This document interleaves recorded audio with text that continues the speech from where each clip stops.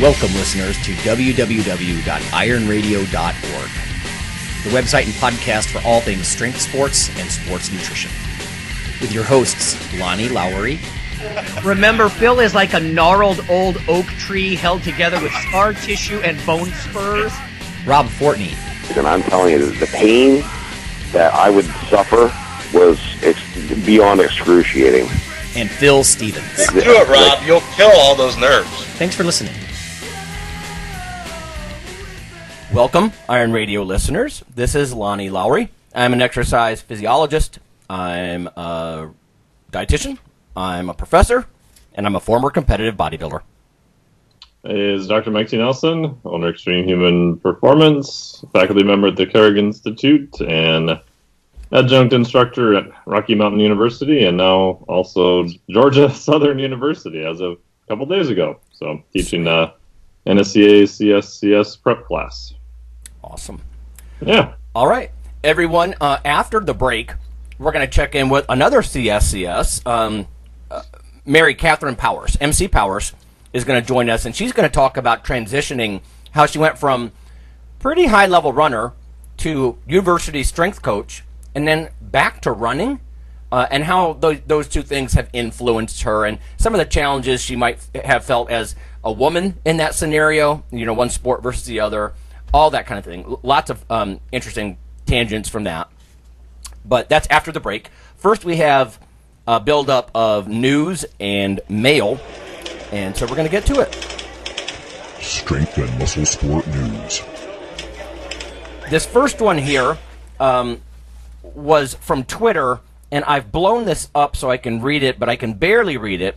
It was a listener tip about some information that came through, I think it's consumerlab.com, and they were essentially suggesting that, and I'm going to summarize this because I don't have all the information, that controlled doses of vitamin D are probably better than taking one giant whopping shot of vitamin D. Now, we've talked about this in the past because some physicians, they rather just, mega dose you like all at once and then move on kind of thing, as opposed to, getting your daily amount of 2,000 or 3,000 a day. Here it's talking about, I'm trying to read this, 800 IU of vitamin D daily. They were giving it to postmenopausal women.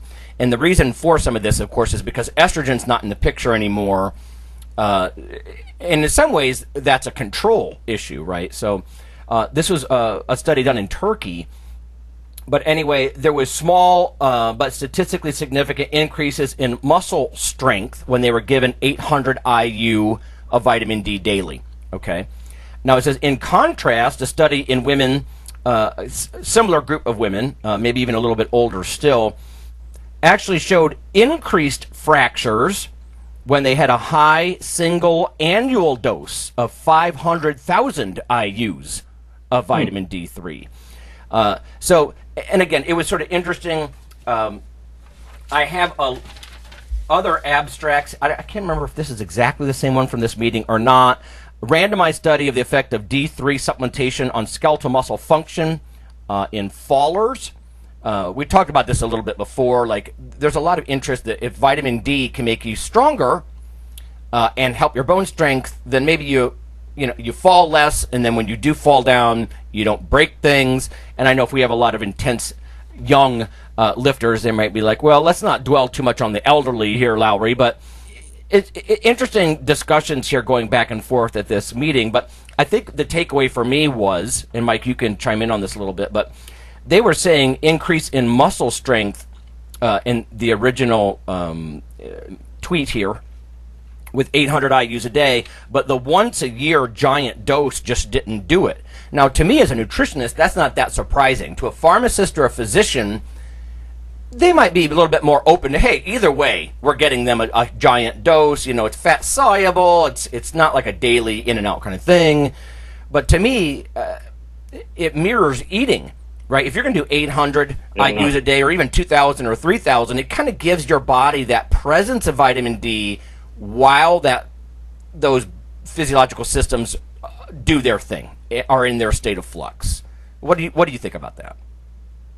Yeah, I mean, if I were to guess, I would say probably doing an oral dose daily is going to more kind of mimic what you would see in natural, quote unquote, sources from the sunlight. So your body's going to convert, sunlight into basically vitamin D through a bunch of different pathways. Mm-hmm. And in the study, they were both oral doses, right? They weren't IM or intramuscular, correct? I can't tell from this. It just says a high single annual dose of 500,000 units. And that's really high. So. Yeah, because there's a study I found that's looking at the pharmacokinetic evaluation of a single intramuscular high dose versus an oral long-term dose. This is using tocopherol, and they did either an 8,000 IU oral dose daily for 84 days in kind of a 4-week dose escalation setting. And they compared that to an intramuscular injection of 100,000 IUs, basically just given once. I've got to think that's how you do it, the high dose. I mean, you can't do it orally, right? It's got to be intramuscular. I don't know how else you would really get the really high. Yeah. They said that there was basically no difference in that, looking at increases in serum 25 hydroxy. They weren't looking at anything else. They're just looking at the PK of it. So exactly. Yeah, this because I'm kind of referring to two things, a Twitter feed and then one of the abstracts that we got sent. This abstract that I can actually read a little bit better, it says, this is from Luciana M. Kangusu and colleagues here, but hypovitaminosis D is common in postmenopausal women worldwide. Condition may cause muscle weakness and falls, in addition to some of the bone information, of course. They did a double-blind, placebo-controlled trial. 160 Brazilian women, put them on 1,000 IUs a day for 9 months, it looks like.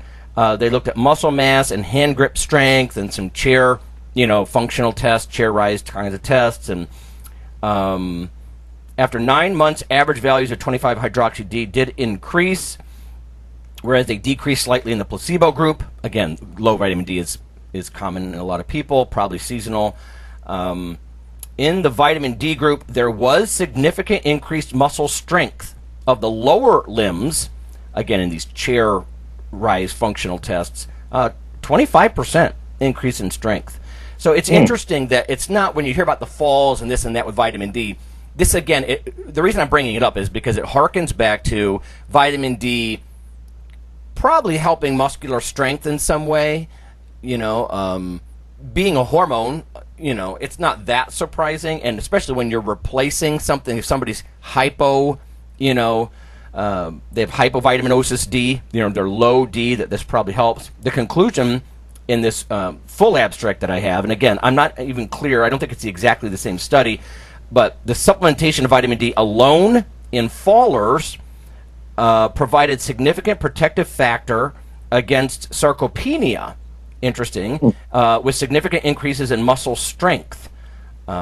So, I don't know. Again, you might say, well, if you're a young lifter, man or woman, this might not apply, and it's true. Specificity is a thing, population specificity. But two things are coming up here. One is both of these tidbits from Twitter, and then the full abstract that I have from the conference proceedings here from that Kangusu and colleagues. They're talking about how vitamin D probably helps with strength in older women, and then, like I said, the Twitter one also suggests that the high single dose might actually backfire. I don't know. There's some stuff that needs teased apart here, right? Because, I take 2,000 IUs of vitamin D in fall and winter months. I don't so much in the summer because, I'm more on my lawn in a tank top and stuff. So, probably don't need it so much in the summertime. But I am interested in it, right? There are some interesting meta-analyses and other things to suggest that vitamin D is helpful. And these two investigations looks like, yeah, it probably is helpful if you're an older woman and you're low D. It might actually be related to strength. So you can interpret that however you want in a younger person. And also, like I said, that maybe more divided doses, metered doses over many months may be a better idea than a giant whack of intramuscular D once a year. Yeah, and then in older people, or even just people in general, I wonder about compliance. If you go in and get a huge whack dose, then you don't have to worry about compliance. Yeah. No, right. That's right. You put it in. Remember get Ethel to take her vitamin D every day. Yep. There's enough in the literature to prompt me to go ahead and take D, especially in Ohio. The CDC has said if you live north of Atlanta, you're probably at a latitude that you don't get enough of vitamin D, at least during parts of the year. And I mean, gosh, Mike, we live way north of Atlanta, so I don't know. It's enough for me to think, yeah, I want to keep that. If it can slow in any way, at least it's suggestive that it may help slow the sarcopenia, muscle loss with aging, or help be supportive of strength in some way. Like I said, it's not going to hurt for me to take 2,000 units a day in the dark, dreary months here in Ohio. So. Do you have a blood value that you're trying to get vitamin D at? No, or like actually, that you think is best? No, because I do it for months at a time. In fall and winter and early spring. I just assume my 25 hydroxy D are getting into a good range. I mean, I know that I can absorb it. I know that it's going to elevate my blood levels. I know that it's going to take 2,000 or 3,000 units, and it's going to take some time, right? Weeks to do that. And I just kind of leave it at that. I've never actually had my 25 hydroxy D checked, to be honest. Oh, wow. Yeah, mine was pretty good last time. I guess if I had to pick a number, I'm still probably thinking on the higher end, 50 to 70, somewhere in that range. But I forgot. I think I told this story once a couple of years ago. I forgot and just kept taking vitamin D throughout the winter. Got my blood test in spring, and mine was like 95. I was like, whoa, what the hell? Yeah. And then I realized that I took the same dose I did as a winter before, but I took 2 or 3 trips where I went to a warm climate during the winter, which I hadn't. Oh, before. yeah. So, yeah. People need to realize their body will make thousands of units of vitamin D if you're in the sun for even, a couple hours, not even. So, especially if you go south, where it's actually closer to the equator. Right. No, right on. I tend to take a little bit less vitamin D than you do, I think, because don't you take like up to 5,000 a day? I did for a while. So what I'm doing now is I haven't taken any really. Then I take like 5,000 once a week, maybe. Okay. And then in the winter with travel and stuff, I'm actually probably not taking any, and I'll just see where my levels are. Okay. Since, in November and January and March, I'll actually be in warmer climates.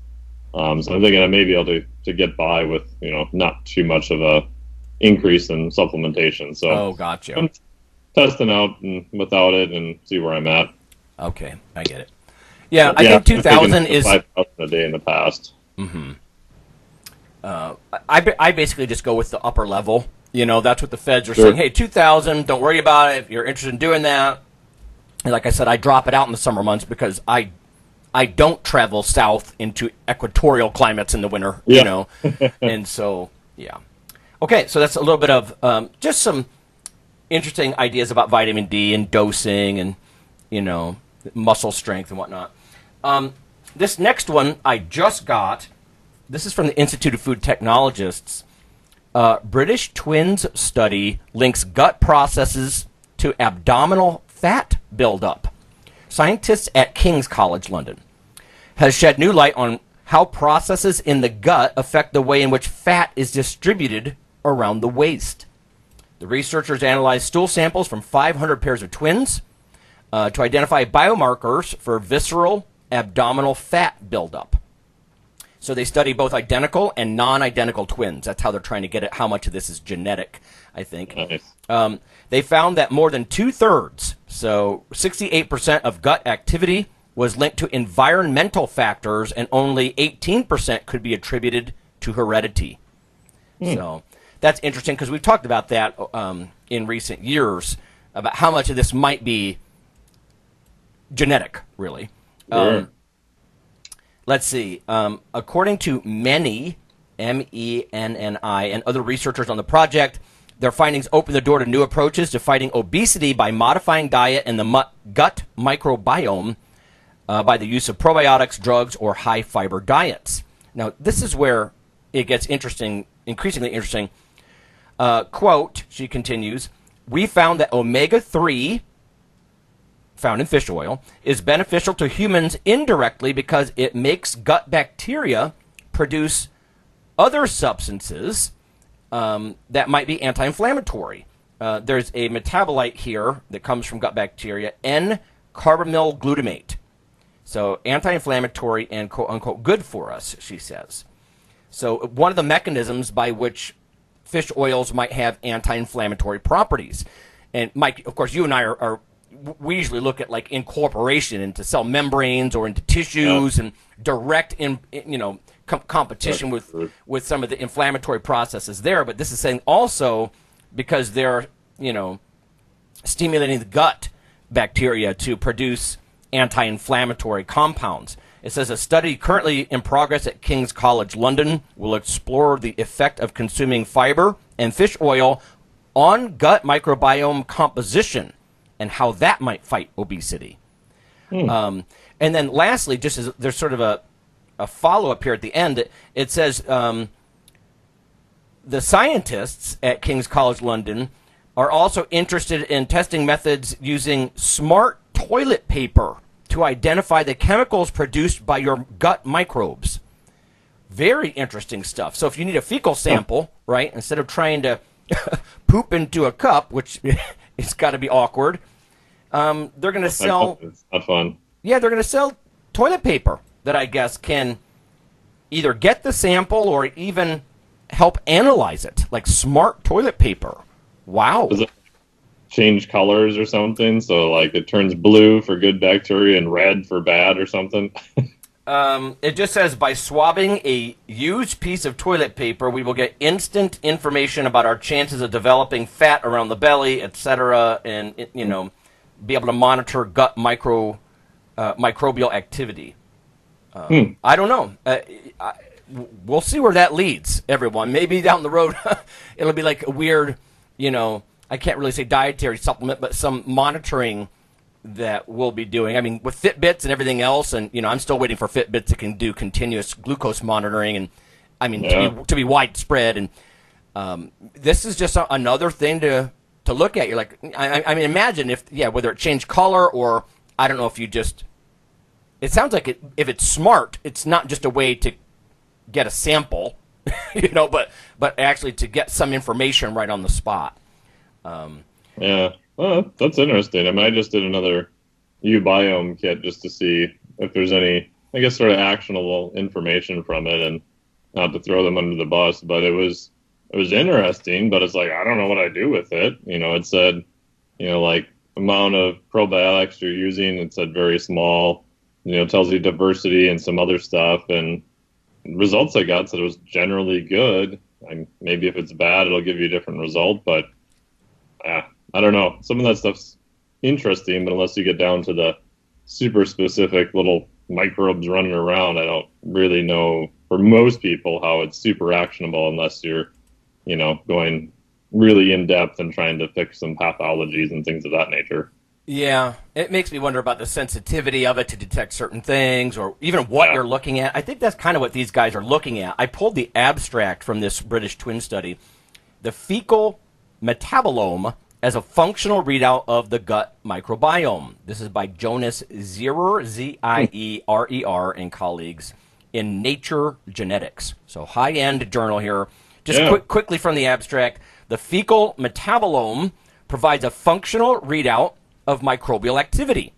So again, they're looking at the metabolites, what's coming from the bacteria, and that's what's going to influence, your metabolism. It gets into your blood and crosstalk with the brain and all that. They examined 1,116 metabolites from 786 individuals in this twins study. But basically, they were talking about how these metabolites reflect then the microbiome, the bacteria that are in your gut, and how it's strongly associated with visceral fat mass, right? With deep gut fat mass. So I just think they're trying to tease apart, not just what bacteria are in there, but what are they doing, and literally zeroing in on which metabolites are most related to gut fat. So interesting. Yeah, well, that's very interesting. Okay, so that's that one. Next and last bit of news here before we get to a little bit of mail.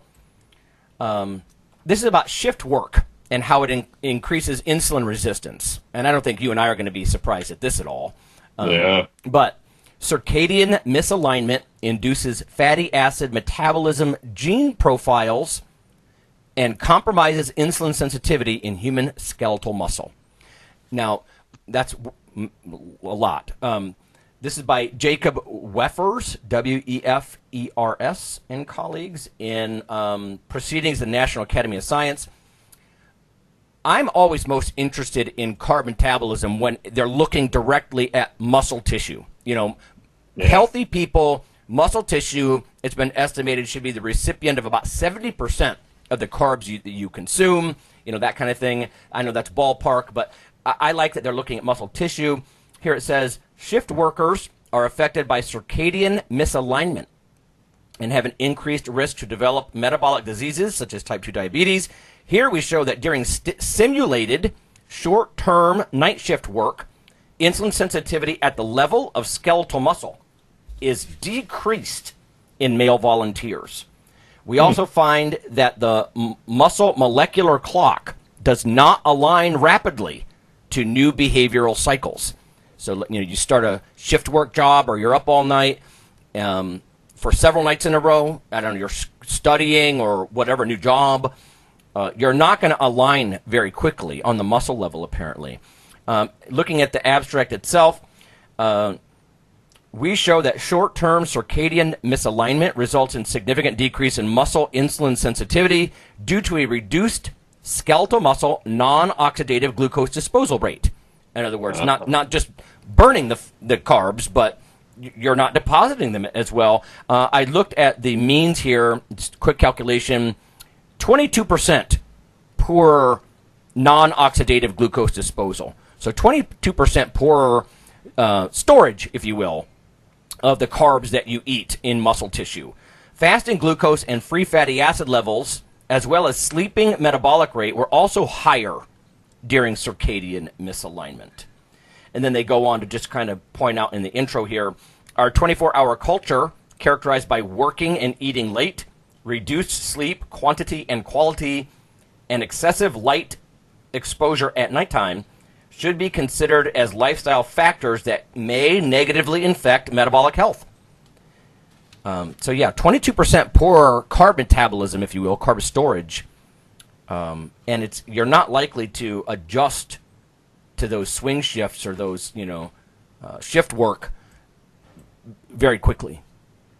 Yeah, that's one thing. When I did the Flex Diet certification, I got a whole module on there on sleep, and so I went and pulled basically just a crap ton of research on that. And the takeaway is that if you have poor sleep, and shift workers historically have very poor sleep because of the changing in circadian rhythms, you become extremely metabolically inflexible. Right? And that's kind of what the study is showing, that your body's ability to use carbs gets severely impaired. Your ability to use fat also gets impaired.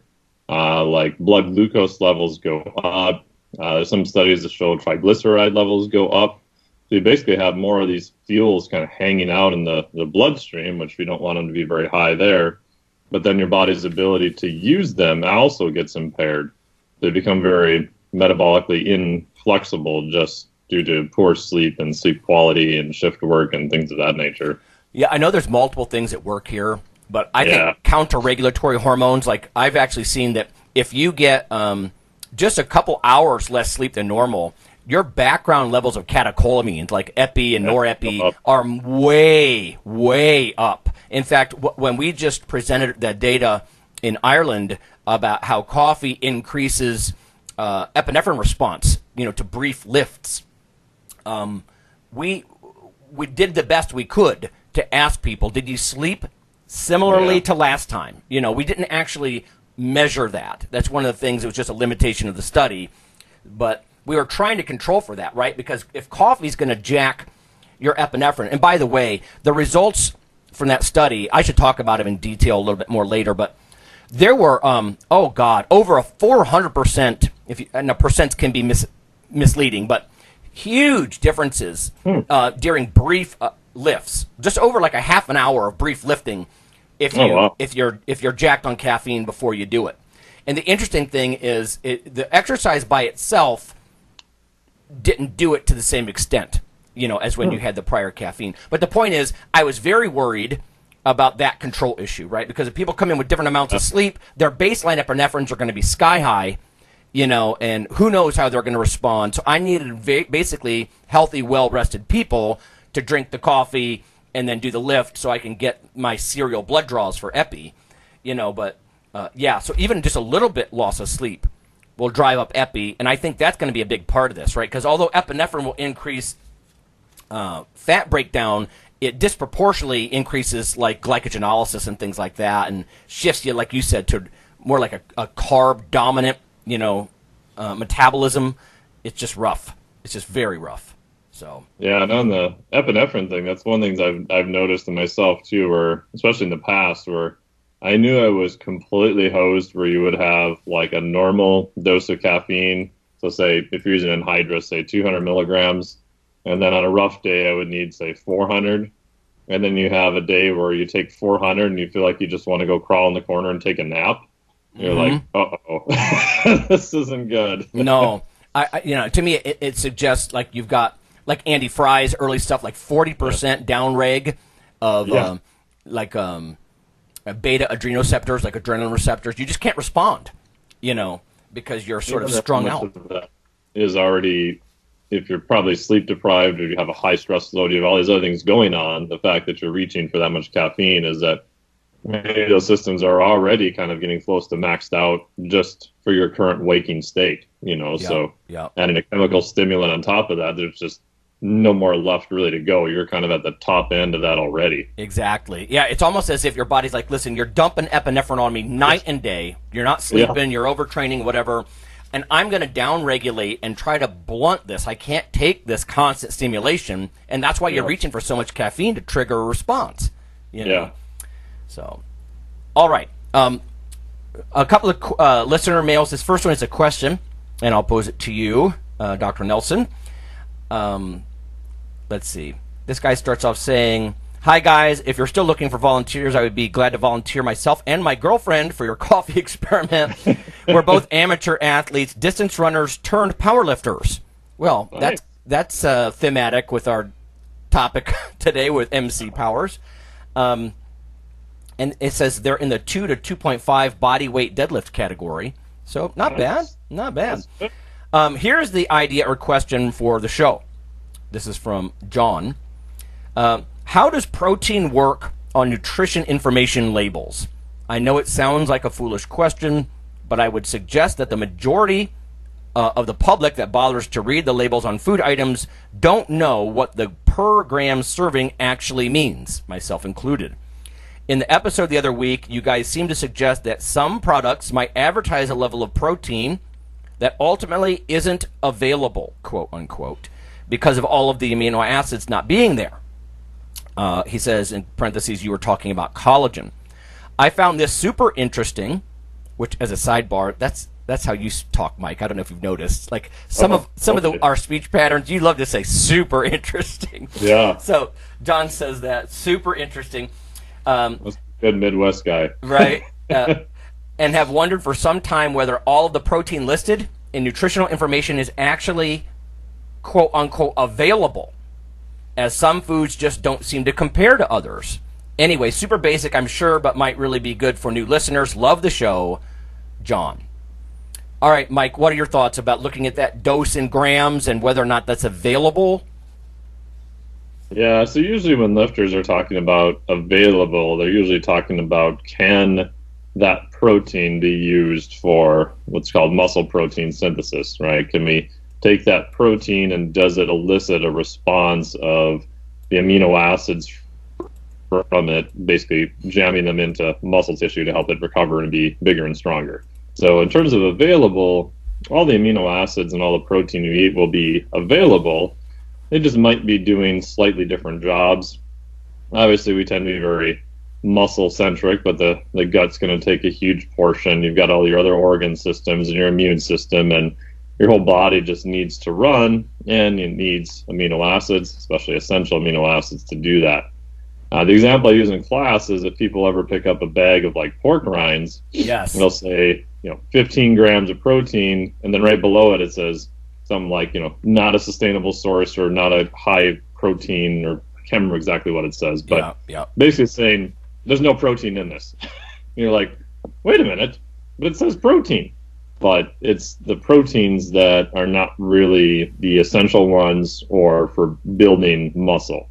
So like now, if we look at like collagen protein is very popular, and there's some good data on that for tissue repair. So if you look up Dr. Shaw, Dr. Keith Barr's work, they've done some very cool stuff on that. Taking 40 to 60 minutes before exercise may help with soft tissue type repair.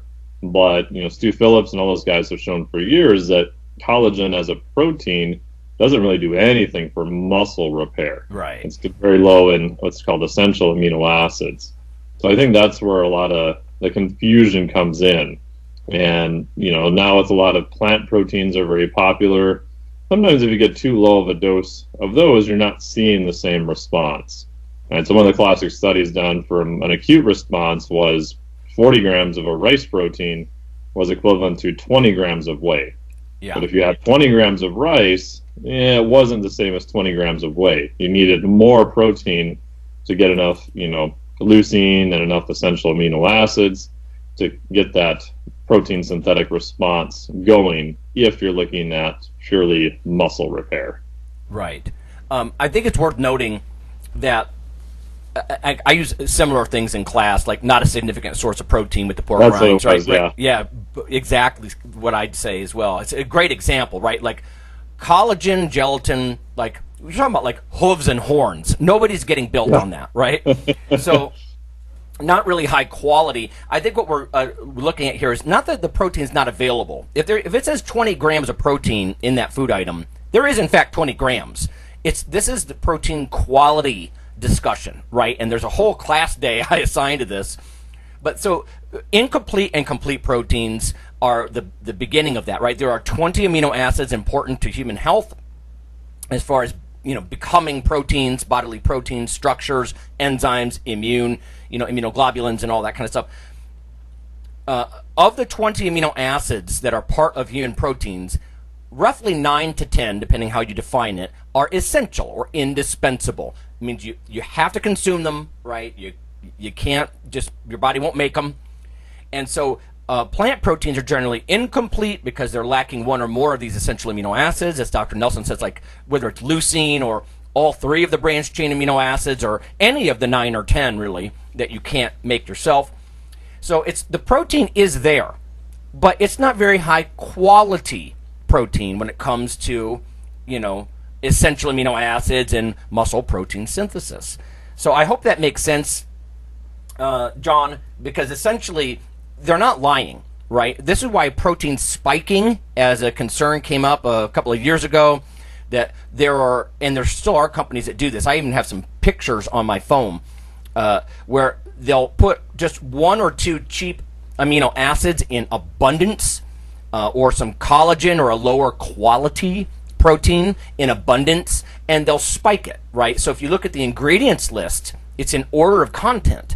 So if one of the first couple of ingredients in like a protein bar, for example, they're notorious, is collagen or gelatin, they're probably jacking up what I would consider more or less artificially that gram amount. So you can't just look at the nutrition facts label at the grams of protein, but you actually need to descend down into the ingredients list, maybe unfortunately, and see what is highest on that list. And in the first 2 or 3 ingredients, it should be saying whey or casein, frankly.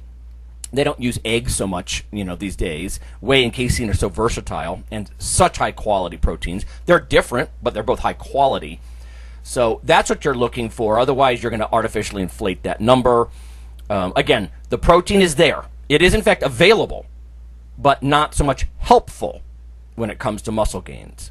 So that's a little repetitive with what Mike said, I guess, but there you go. This is reminiscent of the old question, how many grams of protein can I digest at a time? Right? Yes, that's what I was just thinking, and Only 30 grams, 30. Bro. Well, I don't know where that came from, just out of nowhere. It's a good ballpark, actually, as it turns out, but it's not about, you digest almost all of it, like 92% or something across, different proteins have different digestibility, but you know, you're way up there in what you're actually digesting. It's how much of those amino acids that end up in your bloodstream after digestion and absorption that you can actually deposit in muscle tissue and get bigger. And that has to do with anabolic hormones and a lot of other, synthetic processes in your body. But that's more on the back end, right? So yeah. And the amount on that in general has actually gone up because one of the newer studies, I was at Morton, I could be wrong on that, but showed that when they used full body lifting and then did, kind of some of the isotope labeling, 40 grams was actually a little bit better, because a lot of the stuff that, Stu Phillips and some other labs have done, just from ease of use, and there was, not a lot of data, it was easier to use a leg extension or something like that if you're trying to get bloods and stick IVs in people and do all this, very intricate work.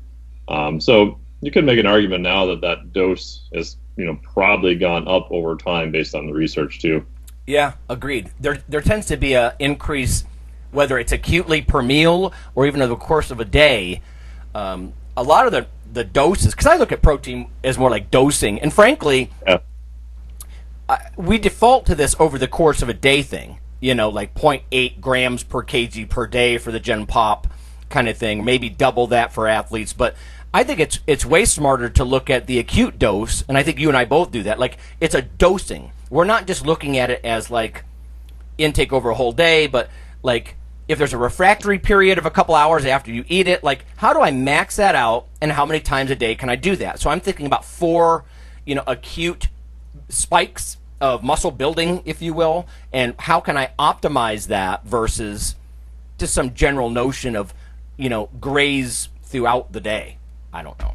So yeah, no, I agree with that. I mean, my general very simpleton argument, although I got just raked over the coals on this in a peer review recently that I spent 2 days trying to change, but 4 feedings of around 40 grams of a complete protein will get you pretty damn close. I mean, is that on the lower end of the spectrum? Yeah, 160 grams. But for people calculating it, it's like, okay, if it had eyeballs, it was a complete protein. We're not counting the protein in your pasta and broccoli and all those things. Yeah, I get that they add up, but if you just count complete protein, try to get, if you're good size lifter, 4 feedings at about 40 grams of complete protein, you're going to be pretty damn close, in my opinion. Yeah, the high end, I really came into that. I was doing some calculations in, average size versus large mammal individuals. Yeah. And in that ISSN paper, it's going to actually be published in December. But, yeah, the protein numbers can get really huge. So it's funny that you said low end at 160, because to people in sports nutrition like ISSN, they're going to consider that low end. But I'm telling you, most dietitians are going to say that is crazy high, right? The RDA for most people is around like 50, 60 grams of protein all day, Yeah. So, yeah, it depends on who's reviewing it. Isn't that interesting, Oh, yeah. Yeah, and there's, some data to show that it's a little bit higher than that if you include the 90% outliers within the study and all that kind of stuff. Right but, on. Yep. Yeah, I just find that most people, even when you go into the kilograms, right? Because if you look at the research, it's a gram per kg. In the U.S., I don't even know how to convert that. So I always get in trouble sometimes because people are like, oh, but you said 0.7 grams per pound, and don't you know the research is done in kilograms? It's like, yeah, but most people in the U.S. don't think in terms of kilograms, so I just converted it. Yeah, they don't recognize that you're doing the conversion to Old English for them, because that's conventional, right? Yeah. All right, I'll tell you what.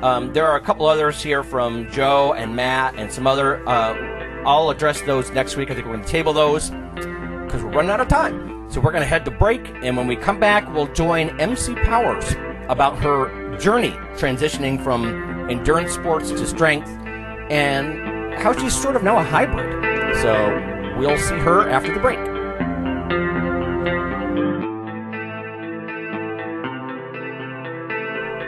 Hey listeners, this is Dr. Lonnie Lowry. If you've ever had anyone critique you on your protein intake as part of your weightlifting lifestyle, oh, you poor meathead, all that extra protein is going to rot your kidneys or weaken your bones or dehydrate you or give you gout or who knows what. There is a book available. You could simply Google CRC Press and Lowry. And what I've done is reach out to experts all over the world and create a book, a single compendium that you can hold up and say, this is why I consume extra protein. This can be very valuable when you're being quote-unquote educated by various professionals on the topic. There's an enormous amount of literature in this book on the safety, the effectiveness, how protein works in cells, the history of protein and weight trainers, much more. So again, please check out CRC Press and Protein and Lowry. You can just Google that. And I do, full disclosure, I do make a small single-digit royalty on the book. But that's not why I did it. I did it so we can all have something, our particular population, to both defend what we do and to inform our nutrition and our eating. Thanks.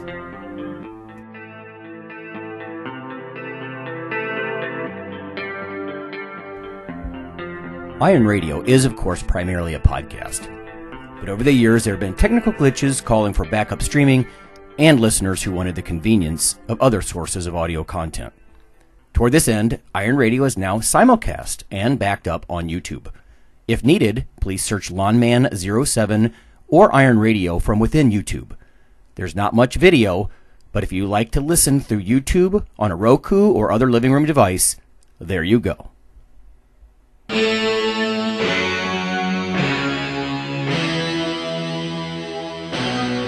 Like your weekly fix of Iron Radio?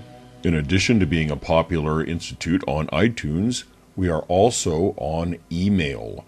Simply go to www.ironradio.org and sign up for the voluntary email. You'll get a once per week email, no more.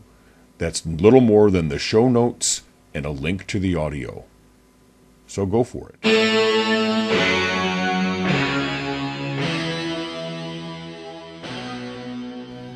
Alrighty, welcome back, everyone.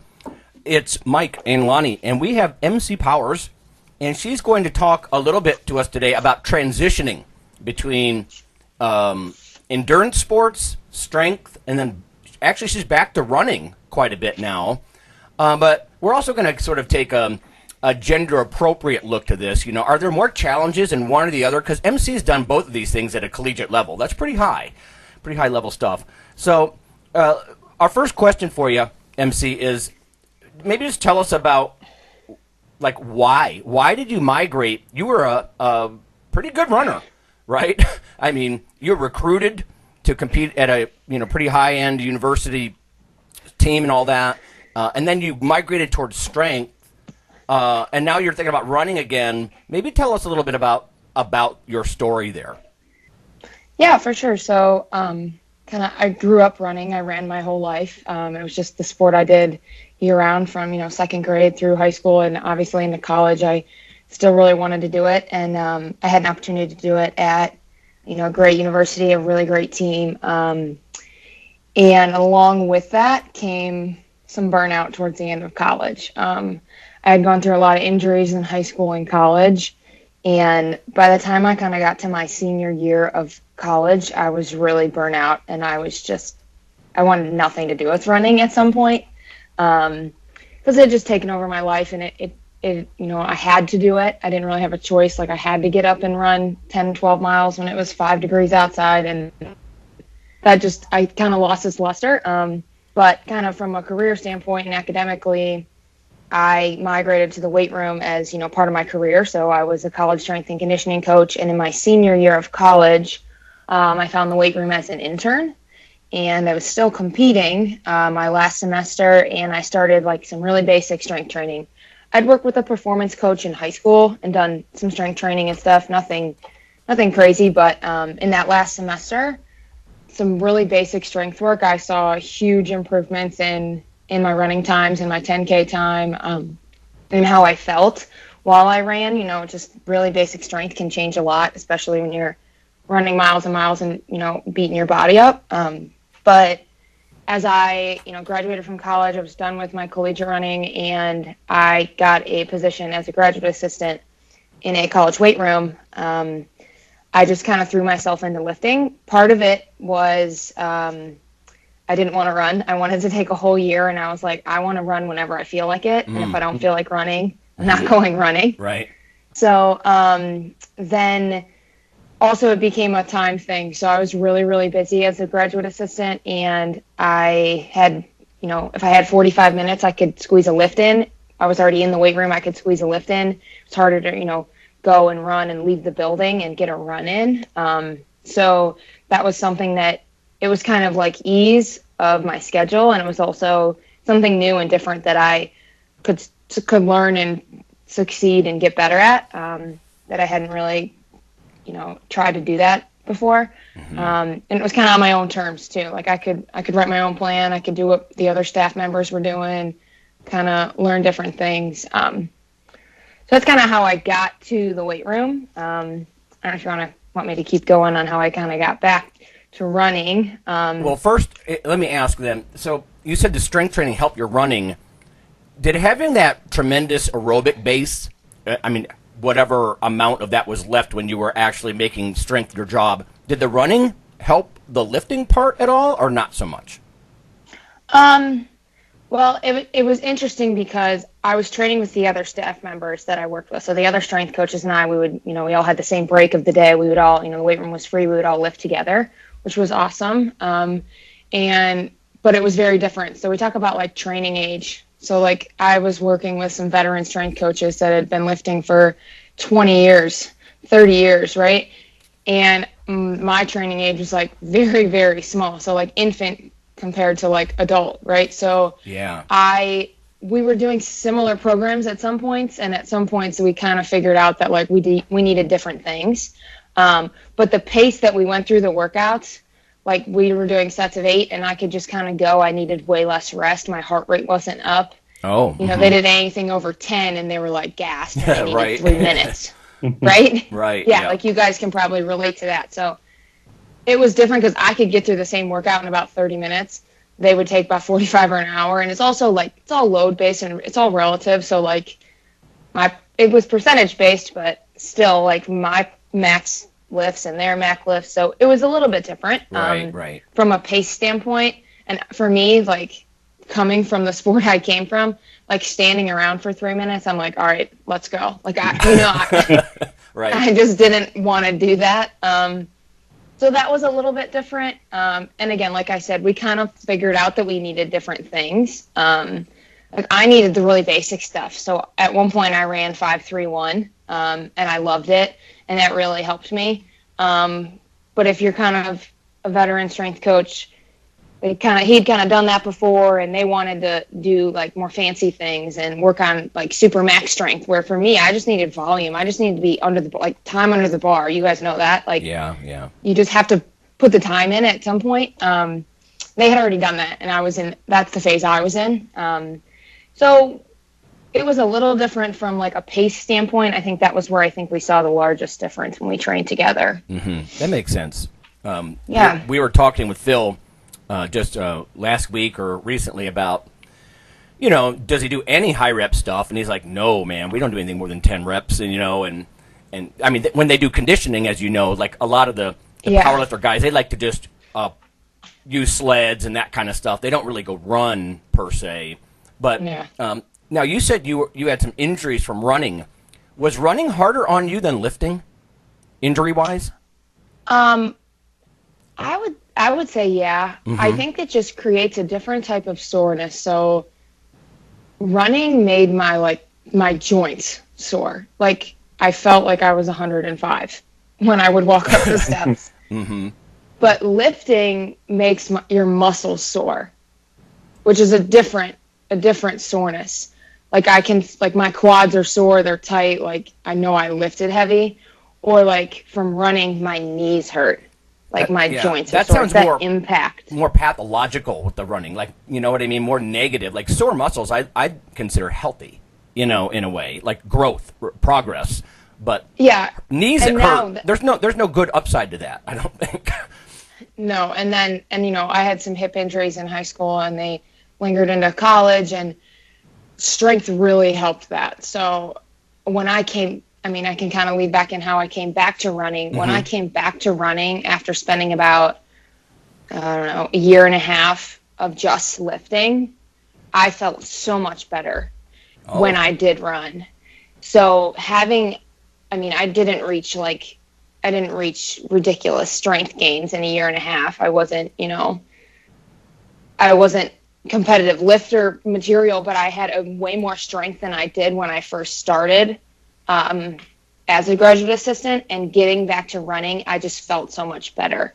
My knees, my hips, my ankles, all those things, and I could withstand a lot more training. I kind of figured out. Do you think that was from like mobility work, or because you're just so much stronger that everything was so submaximal now?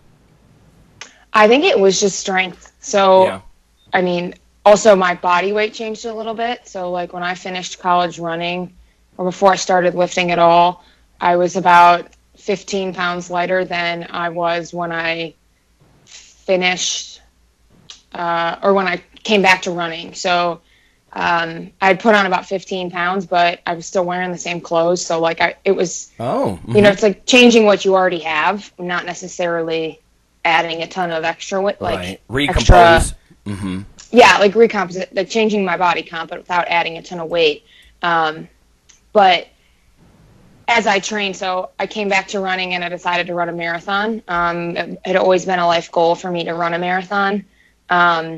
And over the marathon training, I did lose some weight because I obviously wasn't lifting as much. So by the time I ran my marathon, I was probably down 10 pounds of that 15, but which is fine. I wasn't lifting as much, and obviously I'm going to run 26 miles. You need a little bit less weight's a good thing.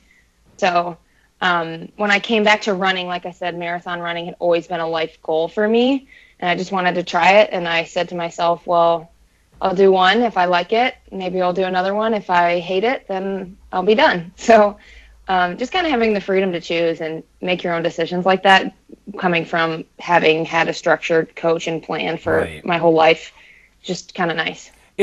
To me, a lot of running and strength sports, both, they're sports you do as a grown-up, as an adult, like post-college. You can kind of run your own program, you can walk your own path, and you can do it at a pretty high competitive level. Like you're talking about running a marathon. How many people can say they've done that, and that kind of thing. Yeah. So, hey, Mike, I know it's earlier for you, but I know you work with clients that do both kinds of things, maybe more endurance or more strength, but what about you yourself? How far have you ever delved into the endurance side of the spectrum? Dare I ask?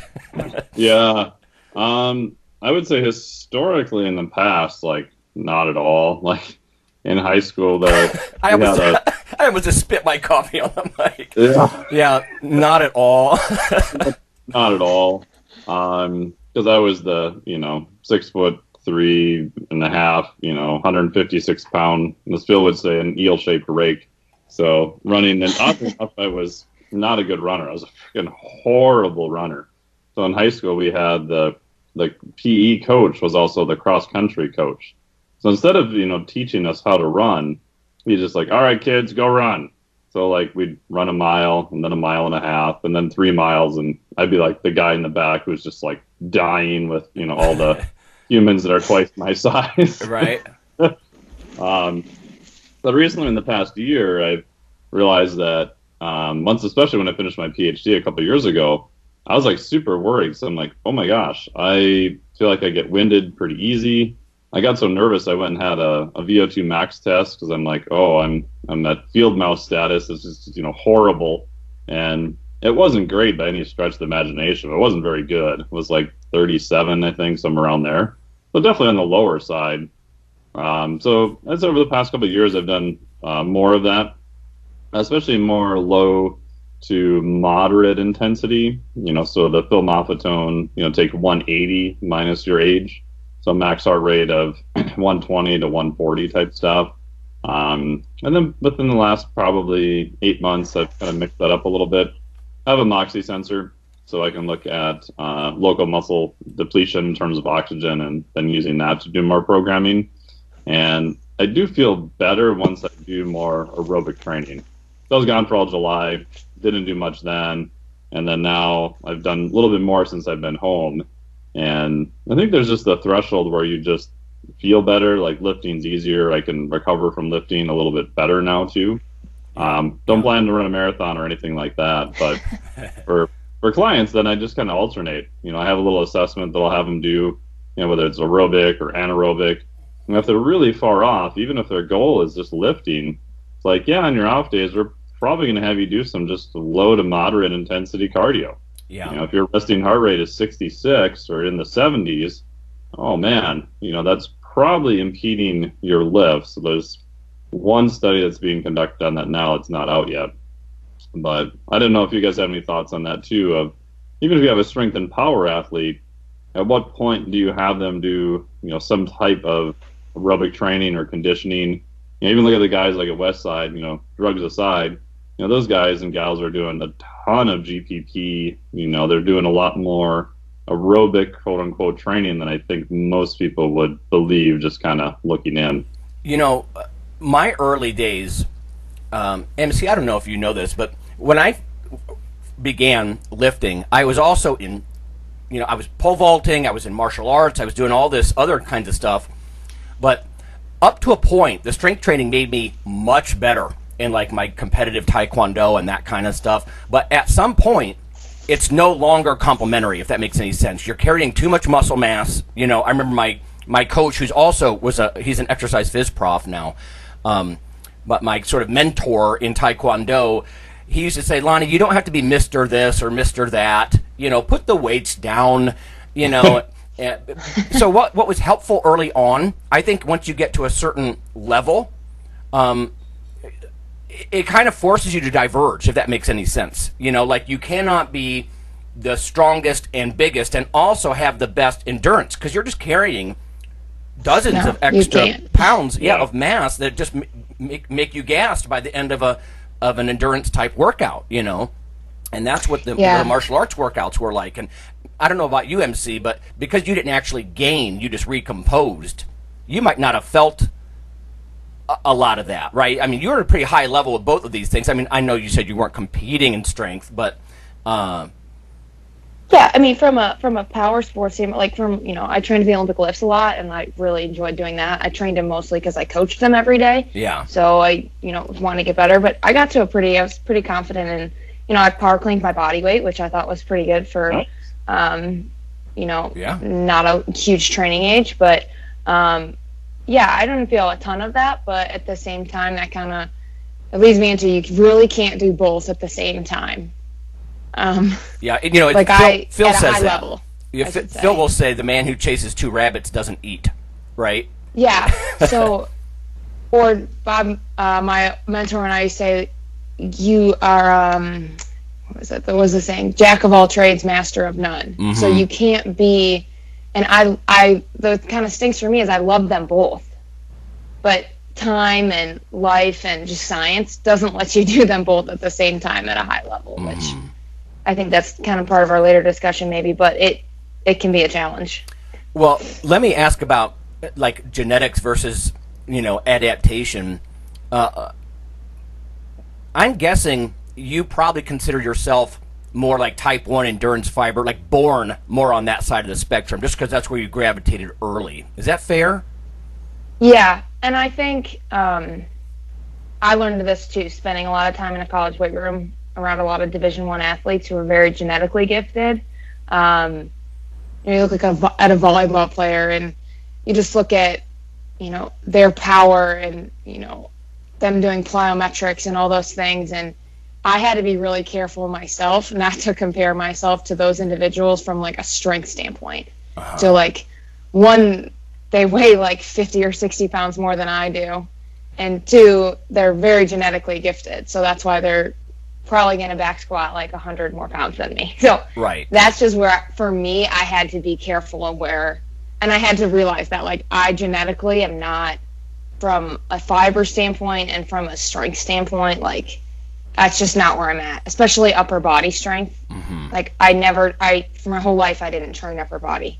So where I'm at when I was a college strength coach, it's like where I'm at is not, I can't even compare myself to people that have been bench pressing for 10 years. So I think genetics is a huge part of, especially, females looking to get into lifting. That's a huge part of, you have to compare yourself to yourself, like your progress and where you're progressing not compared to everyone else, because I think it's so different. And again, it's your body weight too. Like, that's why competitive lifting has weight classes, right? So you have to be careful of how you compare yourself to kind of not be discouraged. That was kind of what, for me, what was important. Yeah. So you mentioned gender issues. Let's touch on that a little bit. It's a good segue. What about your challenges, like as a woman in endurance sports versus in collegiate strength conditioning?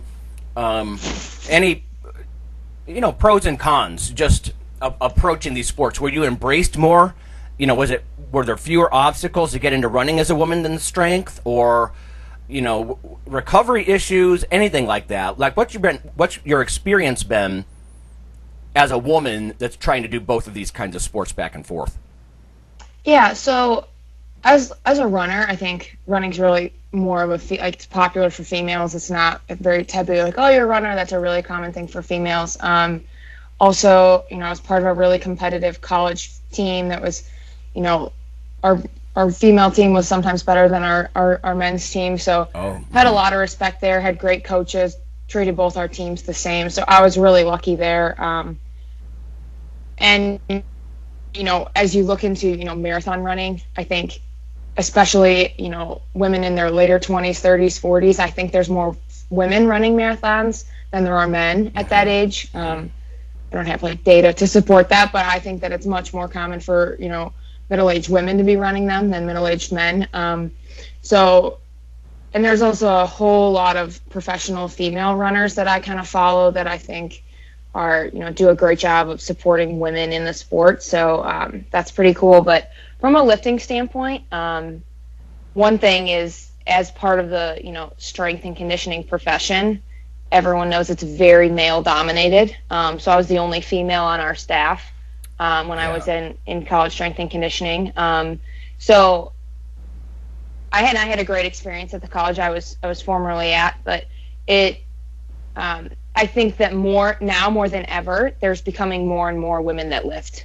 And I'm sure you guys are finding that through your podcast, right? You're probably getting more and more female listeners and more people interested in females that lift. So right. Yep. I think it's going in the right direction. And again, I think it's part of, for me, there weren't hurdles or challenges. It was just focusing on my goals compared to them, or not compared to the other males in the room. So just kind of being able to hold your own and being confident in, okay, this is a great lift for me. It might not look like a lot for someone else, for the guys that I'm lifting next to, but for me, this is a PR, and that's awesome. And the people I was around were really supportive, and they obviously knew that, and they were really supportive. So I lucked out, and I think that any female in the lifting environment, you just have to find the right people to be around, I think, and it can be a really positive experience. Yeah, I guess what I was thinking about was, you have athletic cred. If you're talking to a 19-year-old girl, she's going to be like, damn, you ran it in that time, or, what I mean, that kind of stuff. Yeah. Whereas in the weight room, I mean, let's face it, college, freshman, sophomore males, not the most mature group as a whole, right? Mm-hmm. And so they're going to do this alpha male kind of thing. Like, if you can't almost hang with them, why would they look up to you? Like, why would I listen to her? She can't even, bench her body weight, kind of thing. And that was, I mean, I didn't think of it in that way, but that was totally an obstacle for me. So, I mean, I'll be completely honest. If someone was, I worked with a basketball player who was bench pressing 225, I can't spot them. So that, to me, that was part of it, was just like the other coaches I was around, having really great support from them. And the second I got some, lip back from someone, they were right behind me, and it was, stopped. And so that was a huge part of it, is the environment that you're in. So obviously, with the female teams I worked with, and every team was so different. But yeah, that's a huge part of it. But you have to, my biggest thing was show them how well you know what you're doing. Even if I'm not, even if I can't walk up and power clean the bar that they're working on, teaching them and coaching them through it so that they understand it, and having them see results from me coaching them is a huge part of it. And also, just getting to know them too, as much as, kids these days, you have to show them that you're interested in them as a person, and they'll be way more willing to kind of listen to you, and you're not just some person that's barking at them that they don't know. Right. We've had discussions long ago about the difference between being an athlete and a coach. You know, like, I imagine in a lot of ways, like, you are more on the athlete side of the spectrum when it came to running and endurance, and more on the coach side with the strength, you know. For sure. And it does there are definitely differences. A lot of people think, oh, I'm strong as hell, I'm going to open my own gym and start coaching people, and they have no idea what they're getting into, you know, because it's not the same ball of wax. And by the same token, it does beg the question, like, you want to have a certain amount of self-respect with how strong you are, you know, if you're going to be a strength coach. But at the same time, it does beg the question, does a strength coach have to be the equal of his athletes or her athletes? Well, no, that's not her role, is to compete at that point, you know. Yeah, and that was always something we discussed, like, just because he's the biggest dude in the room, does that mean he's a great strength coach? And that was, and me and my boss always joked about it and said, oh, he's a really big dude. I said, but does that mean he's smart? Does that mean he knows what he's doing? And for me, I always, with my female teams and stuff, like, I could hang with them for the most part. But I trained, and like I said, I trained at the Olympic lifts, and I lifted because it's like practice what you preach. So, like, I wanted to, you know, say that I did it too, or I wanted them to walk in the weight room one day and see me lifting, you know, so that they knew that I wasn't asking them to do something I wasn't willing to do. Mm-hmm. I was just going to say, I think the gender is slowly kind of changing. I mean, even in the news, people probably saw that, you know, the Raiders hired their first, you know, female assistant coach franchise history. And I think there was another pretty high-level dietitian hired by another team that I'm blanking on right now. But I think it's starting to, you know, slowly change, especially in sports that are kind of historically very male-dominated. Yeah. Yeah. Right.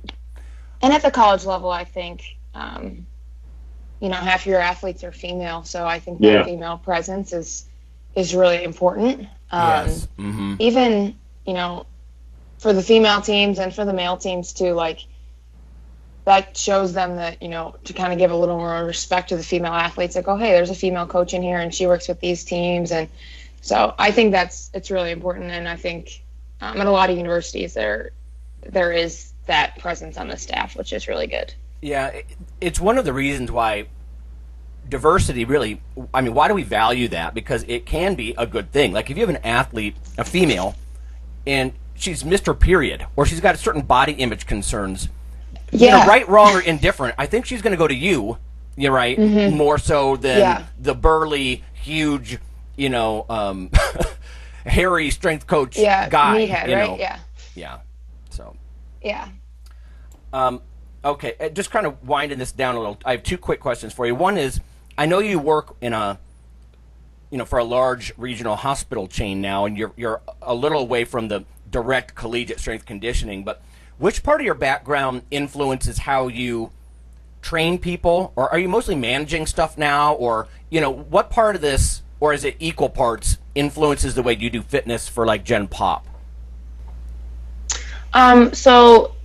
So the population I work with now is high school and middle school athletes, and then I do adult training, which is just straight general population, just general fitness. So with the adults that I work with, I do a lot of strength work with them. We pitch it as a more advanced strength and conditioning course for adults, and you know, it's 10 to 15 minute warm up, 45 minutes of strength, and then short cardio at the end, 5 to 10 minutes of cardio. But kind of how, like I mentioned earlier, our pace is up during our lift. So, I mean, none of their loads are so heavy they need 5 minutes between, right?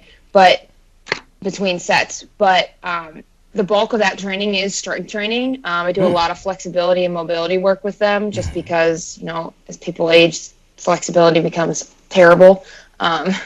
And a lot of them just, you know, sit at desks all day, and they need mobility and flexibility and just balance, and need to just move better. But so a lot of that is strength, and a lot of that comes from, you know, my college weight room training. So the athletes I work with, I do a lot of similar training from a strength standpoint. Basic strength for high school, middle school athletes is super, like, that's just what they need to learn how to do, just train. Time under the bar, kind of where I was. Or just, you know, starting with their body weight and getting better. So the college weight room training I had influences a lot of what I do. None of them are really, I don't do a whole ton of conditioning with the high school, middle school athletes. With the adults, we do a little bit, but it's more like circuit based or like short cardio at the end. It's interesting to me that the strength part seems to be a bigger influence. I mean, most people, it's funny how you say, like, so many more people go do recreational running probably than lifting, arguably. But it's the strength stuff that you're bringing to the table that seems to be most helpful. I don't know. Yeah, and that's what they want instruction on. So a lot of them come to the class because I coach them in how to do it properly. So they're not just in a class. It's a small group training, so it's not 30, 40 people all trying to do back squats and doing them wrong. So it's 4, 5, 6 people, and I'm teaching them how to do it right. And that's something that a lot of them really enjoy. They're like, I know I'm doing it right. I'm not going to get hurt. I'm not doing it wrong. And so that's where a lot of my coaching experience comes in. Also, I mean, every adult I work with, I always say, everybody got something. So maybe it's a shoulder, maybe it's a knee. They got some sort of pre-existing injury or kind of just like nagging thing that bugs them. And I have to work around that for every person I work with. So that a lot of the training I did when I was a college trained coach, I worked with rehabbing injured athletes with the athletic trainer. So they say, all right, they can do this, but they can't do this today. And all those injury modifications you used to have to make have helped me be so much better at doing that with adults. Oh, right. I get it. Yeah. All right. Yeah. Last sort of bonus round here. What about your eating? How did your eating change? We could probably do a whole episode on this, but yes. When you were a runner versus when you were in strength and now back to running, tell us about your diet and how you purposely structured that. So when I was in college, I mean, running 50 miles a week, I was always hungry and I ate, kind of whatever I wanted. I was pretty health conscious, but from like a quantity standpoint, I would just eat because I was starving all the time. And as I phased into lifting, I was in a hypertrophy phase. I was trying to build muscle. I was purposely seeking out extra protein. So protein after I lifted, protein before bed, extra protein, like I would just do like, extra chicken breast in the afternoon or something for my snack or whatever. So that was more traditional lifters, like eating more protein. And then as I kind of faced back into running for my like marathon training, obviously a little more carb based. I don't actually, I don't drink in that much protein powder right now. I'm not lifting that much, and I still seek out protein in my diet. But I'm not drinking, 2-3 protein shakes a day. But as a runner now, I'm just more, lots of fruits and vegetables, antioxidants, all that stuff for recovery. Lots of spinach and, iron-rich vegetables is something I really try to do. As I run, I know that my iron gets really low. So I take a supplement and I try to purposely seek out, lots of spinach, all that kind of stuff. And then also, just a little more carbs. So like when I was lifting a lot, I did some carb cycling. I tried to cut out carbs here and there a little bit. Now I'm like seeking carbs. So instead of just salad with chicken breasts, I throw some quinoa on there, or I'll throw some rice with it, or I add some carbs to my diet, especially near the weekend. So I do my longest runs on the weekends. So when I get towards the weekends, I try to do a little more carbs. I usually didn't do carbs at dinner as a lifter, but now I'm more with some kind of carb with my dinner usually. It sounds to me like when you were even in a hypertrophy phase when you were in the weight room for your job, you still didn't like recklessly power eat like bulk. It seemed like you were focused on protein and not so much on the carbs and fats. So like you weren't trying to gain at all costs. You were trying to stay fairly hard, and you had a sort of a body image thing going on still. Yeah, I was trying to gain muscle and be lean. I wasn't trying to just put on 20 pounds of whatever. Because at some points, you have to think you need more weight to move more weight, right? I have to weigh more if I'm going to eventually move significantly more weight, right? Yeah.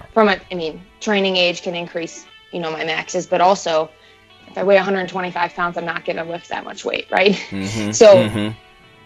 I wanted to gain weight, but I also didn't want to gain just any kind of weight. So, like, it was clean protein, and it was, like, very lean protein. I wasn't just eating a whole pizza before I went to bed. Okay, yeah. Well, it depends on your goals, right? So, yeah. Yeah. Cool. Well, I know you're pressed for time, so thanks for joining us. Yeah, glad to be on. Good stuff. Yeah, it's interesting for someone who's gone back and forth, you know, both as a competitor and part of her job, you know, and how that's influenced where you are now and that kind of stuff. So, all right, good stuff. Well, yep. Thanks for having me, guys. You have a great day. Appreciate your expertise. Thank you. Take care. Thank you.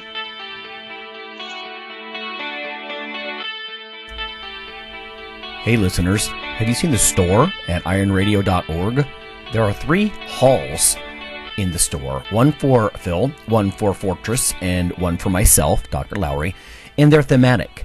So you can go into our Halls of Iron store and choose based on your goal. If you need something to learn or read or something nutritional, you can look in my store, Lonnie's store.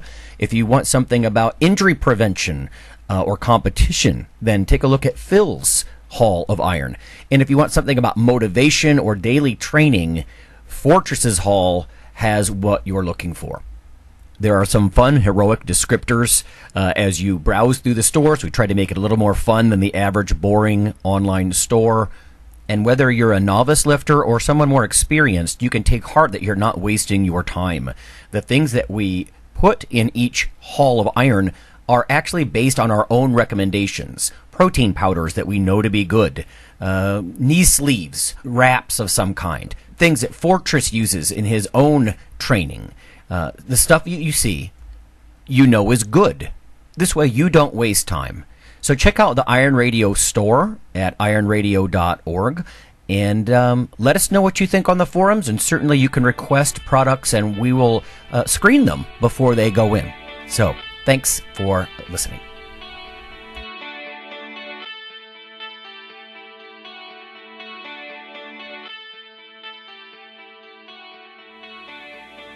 Iron Radio is accepting donations. If you like what we do, the professors, the scientists, the bodybuilding show promoters, the athletes themselves in powerlifting and bodybuilding, please consider making a donation or maybe buying something from the ironradio.org store. We also are accepting supporting members. So for $4 a month, which is frankly less than the bank sneaks out of your account in fees, you can step up and support a form of sort of public radio for the bodybuilding and powerlifting and strength community. The Iron Radio podcast and all of the audio on ironradio.org is for informational purposes only. If you're interested in starting a diet or exercise program, it's important to check with your physician. Also seek the help of registered dietitians, athletic trainers, and qualified exercise physiologists in order to make the progress that you need.